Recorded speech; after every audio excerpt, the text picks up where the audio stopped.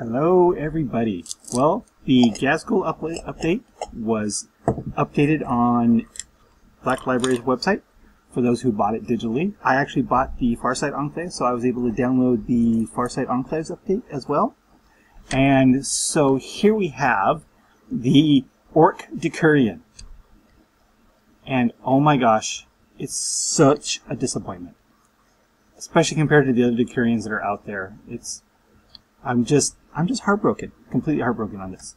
So let's take a look at, if you're not familiar with Decurions, basically you have to take a core choice and an auxiliary choice, and usually doing so gives you a bunch of benefits. Here's what our benefits are. So you have 0 to 1 commands, so you can take an odd boy, which is a weird boy, pain boy, mech, or big mech, as a command per core. A Council of War is another option for command. So you have 2 cores. One is the Law Band, which is a war boss, a mech, a unit of knobs or mega knobs, 6 units of boys, and a unit of Gretchen. The other one is the Goth Kill Mob, which is a war boss, 1 unit of knobs, 3 units of boys, a Gorkanaut, 2 Death Dreads, and a unit of Killicans. It doesn't say if they're supposed to be in 2 units or what on the Death Dreads. Or I guess they're not. They don't have squadrons anyway. So those are your core choices. So you have to take one of those, and per core you can take 1 to 10 auxiliary. We'll get into the auxiliaries here in a minute. The benefits, basically what you get for your command benefits is the Great Wa. This attachment contains your Warlord, and he has the Wa special role, which is war bosses. You can call a Wa each and every turn, including the first turn. That isn't bad. It's just not great. You're really not going to be able to charge the first turn, but the fact that you can run and then maybe charge. So again, if you're running trucks, you go first, you can move up 6, disembark 6, run, and then charge. Maybe you can get some first turn charges off. Maybe you can, maybe you can't. So this, while doesn't add any survivability, it's very orky, I'll tell you the fact that. And the other one is the Green Horde. Every unit with 10 or more models automatically gets the Hammer of Wrath special rule, even if the unit's size is reduced below 10 during its charge from Overwatch. So again, that's kind of cool. It's not going to affect like knobs or but larger units of boys will always get the Hammer of Wrath. So even though Hammer of Wrath at strength 3 isn't great, it's still initiative at 10 attacks. So maybe you'll do some damage with that, maybe you won't. But still, while these sound really cool when it comes to actually getting across the board and getting those assaults off, or having the speed to get objectives and deal with other fast-moving units, it really doesn't help that much. I was really hoping for survivability. To be honest, what I wanted would be every unit in this attachment gets fearless and lumping. That would have been an Ork Decurion, which I would have gladly paid the Killican and Gorkanaut tax for that. But having to pay the tax of these 60 boys, 6 units of boys, not 60 but 6 units, or a Gorkanaut and Death Dreads and Killicans, all of which are, well, maybe not so much the Death Dreads, but the Gorkanauts and Killicans are way too expensive for what you get out of them. I don't think these benefits are worth paying the Gorkanaut and Killican tax. So let's get into the auxiliary. So the first auxiliary is a Dakka Jet Squadron, which I don't have here. It says 3 Dakka Jets. This is obviously one of the new formations. I don't have the information on that, so what the benefit of that one is yet. So there might be a reason to take 3 Dakka Jets on that. Most of these are ones that you've already seen before, like Gazgul's Bully Boys. Again, some of these might have been changed or updated. I don't have the actual formations, and I won't have it till I buy the book next week. But I will, so we'll for now assume that they're the same.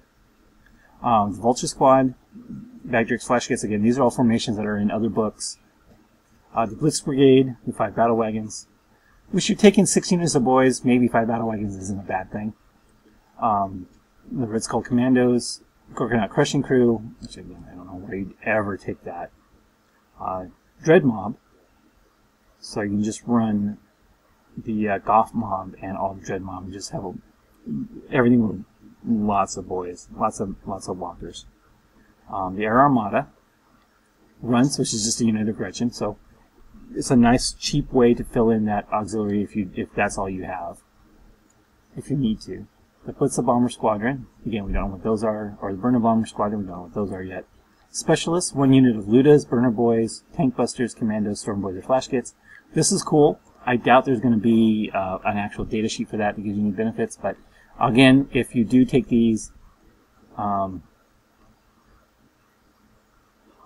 you can take up to 10 of these extra units for each core choice. So basically, go as many of these as you want. The same with the Speed Freaks, Warbugs, Decopters. I don't know, again, if there's going to be any benefits to using the Speed Freaks data sheet until we actually see the book itself. Until I see the book itself, but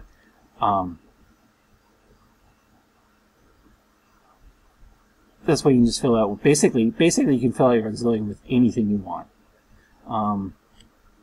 So specialists, again,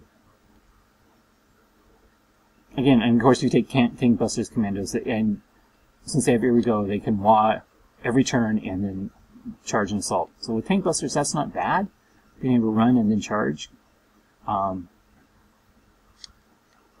Same with the Commandos, or the Storm Boys even. Storm Boys being able to run and charge every turn is just going to be there. It almost makes me want to try Storm Boys out.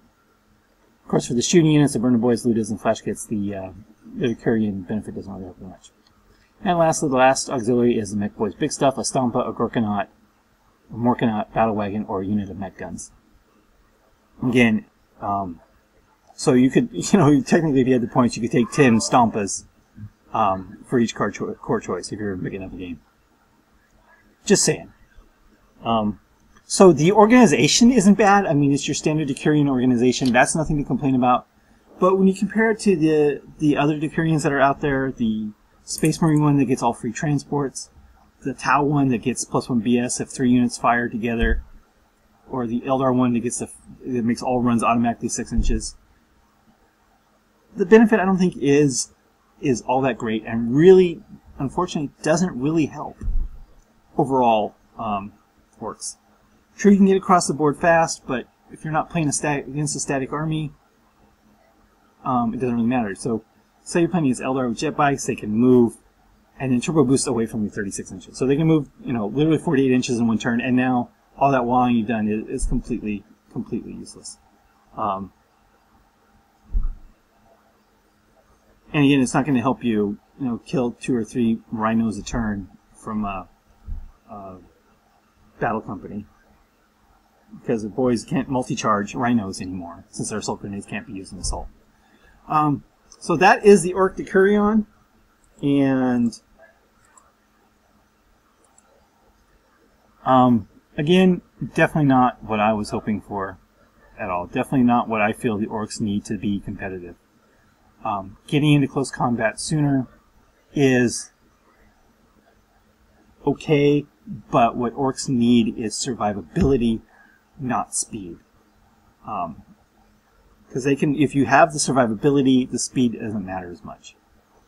The speed without the survivability, it just doesn't help much in what we're talking about today. So that's it. That is the Ork Decurion. And I will talk to you guys later once I get the full book.